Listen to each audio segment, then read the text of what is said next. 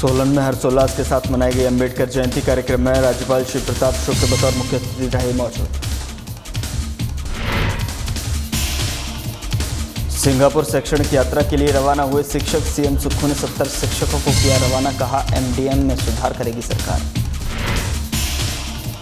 चंबा में हिमाचल दिवस समारोह आयोजित कार्यक्रम में शामिल होने पांगी घाटी पहुंचे सीएम ने पंचायत के लोगों की सुनी समस्याएं।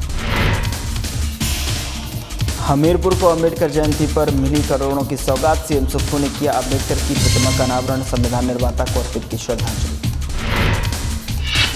धर्मशाला में भीमराव अंबेडकर की जयंती पर जिला स्तरीय समारोह, प्रमुख हस्तियों ने अंबेडकर को किया नमन, भीमराव अंबेडकर के कार्यों को किया याद। नमस्कार, मैं हूं आपके साथ गौरव राजेंद्र। बुलेटिन की शुरुआत करते हैं। भारत रत्न बाबा साहेब भीमराव अंबेडकर की 135वीं जयंती सोलन में हर्षोल्लास के साथ मनाई गई। इस दौरान राज्यपाल श्री प्रताप शुक्ल बतौर मुख्य अतिथि उपस्थित रहे। सामाजिक दलित पीड़ित उत्थान संस्था द्वारा आयोजित इस कार्यक्रम में राज्यपाल श्री प्रताप शुक्ल ने भारत रत्न बाबा साहेब डॉक्टर भीमराव अंबेडकर को पुष्पांजलि अर्पित की और इस अवसर पर राज्यपाल श्री प्रताप शुक्ल ने कहा कि बाबा साहेब डॉक्टर भीमराव अंबेडकर ने स्वतंत्रता, भाईचारे और समरसता का पाठ भी सभी को पढ़ाया। उन्होंने कहा कि दलित समुदाय ने दलित समुदाय को आगे बढ़ाने और उन्हें समानता का अधिकार दिलाया है। उन्होंने कहा कि उन्होंने भारत के संविधान में ऐसे प्रावधान किए कि जिस असमानताएं, दुर्भावनाएं दूर की हैं। मुझे लगता है कि डॉक्टर भारत के नेताओं को जो उनके कार्यों के आधार पर तुलना करनी चाहिए, न कि वोट के आधार पर तुलना करनी चाहिए। उन्होंने क्या कार्य किया है, देश के लिए क्या किया है, कितना जिया है, इसी के आधार पर उनकी विवेचना होनी चाहिए।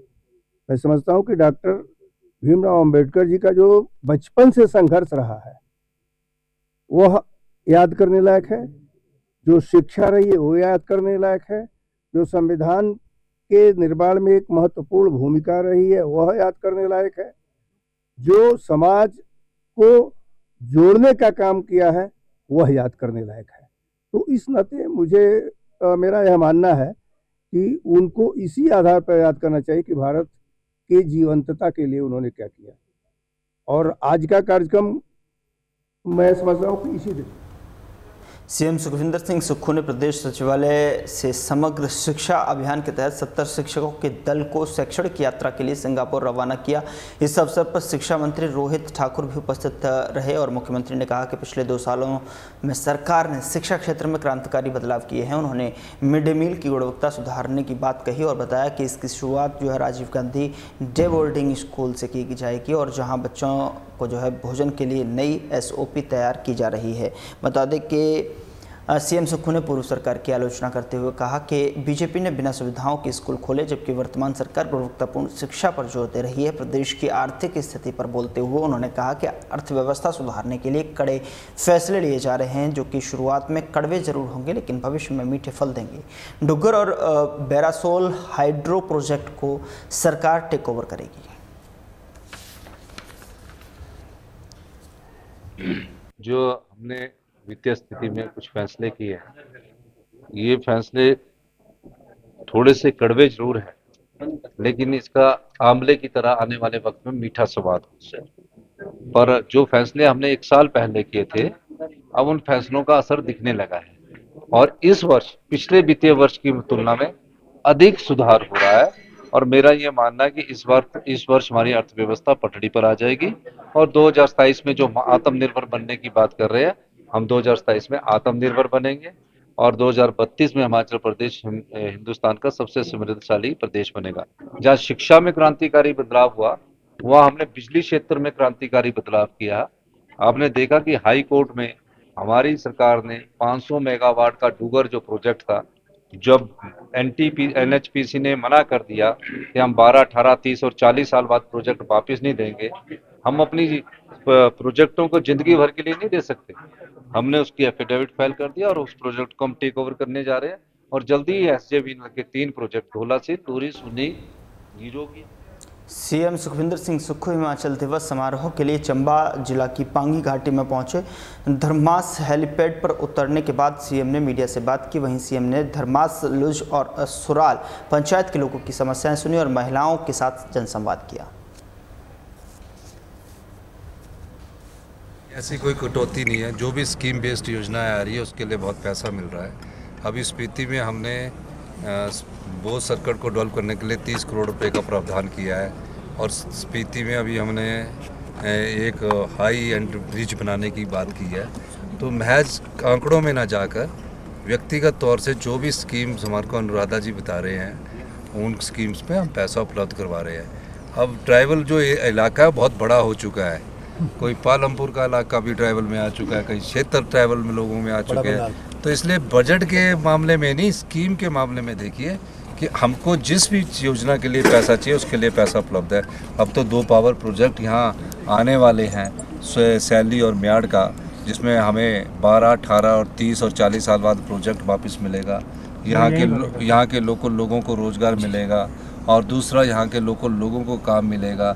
1% का लाडा भी इस क्षेत्र के समाज में समानता और न्याय के प्रतीक भारत रत्न डॉक्टर भीमराव अंबेडकर की जयंती को सोमवार को श्रद्धा और सम्मान के साथ मनाया गया और इस अवसर पर धर्मशाला में जिला स्तरीय समारोह का आयोजन किया गया, जहां बड़ी संख्या में गणमान्य लोग और उपस्थित और आम नागरिक उपस्थित रहे। आपको बता दें कि समारोह में बतौर मुख्य अतिथि कैबिनेट रैंक मंत्री और पर्यटन निगम के अध्यक्ष RS बाली पहुंचे। उनके साथ प्रदेश अनुसूचित जाति विभाग के सदस्य दिग्विजय मल्होत्रा और पूर्व कांग्रेस प्रत्याशी दविंदर जग्गी भी मौजूद रहे।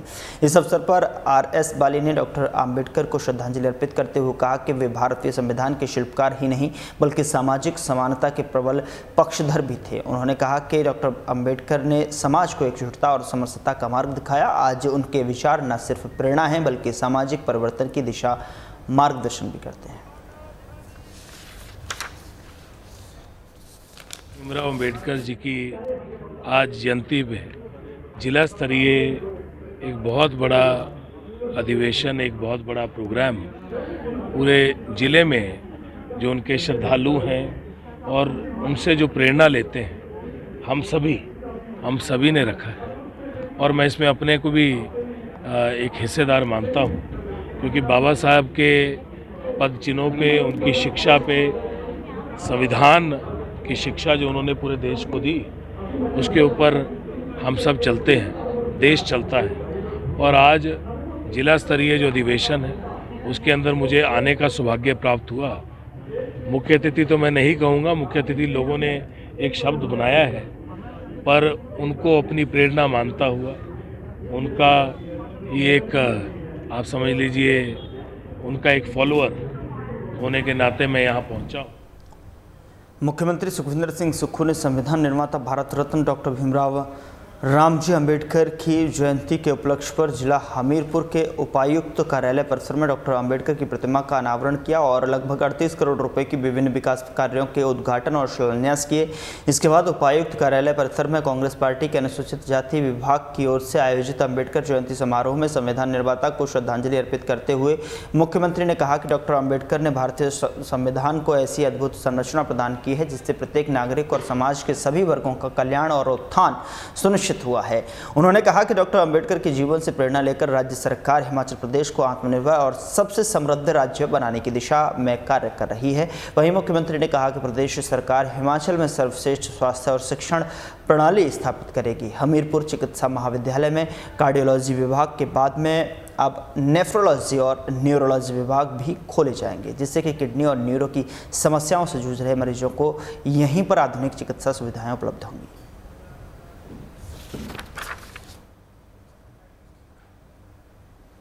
समारोह में CM सुखविंदर सिंह सुक्खू ने यहाँ पर अनावरण किया और करोड़ों के विकास परियोजनाओं का यहाँ पर उद्घाटन भी किया।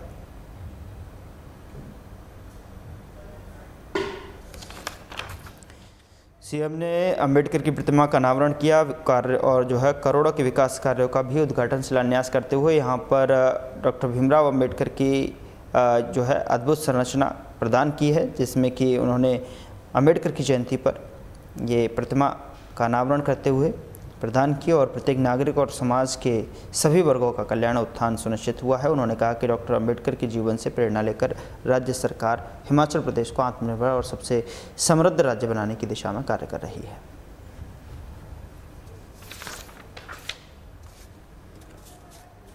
संविधान के संरक्षक और संरक्षण करने वाले उस समय की परिस्थितियों के साथ जिस प्रकार संविधान का संरचना की गई है वो सबके लिए आज 75 साल बाद भी उनको याद किया जा रहा है। मैंने इस परिसर में अम्बेडकर जी की मूर्ति का अनावरण किया है और जिन संविधान के मूल्यों के लिए अम्बेडकर जी ने वो संविधान में लिखा उसकी रक्षा करना हम सबका दायित्व बनता है। इस संविधान दिवस के अवसर पर सभी को बहुत बहुत शुभकामनाएं। फिलहाल बुलेटिन में इतना ही। नमस्कार।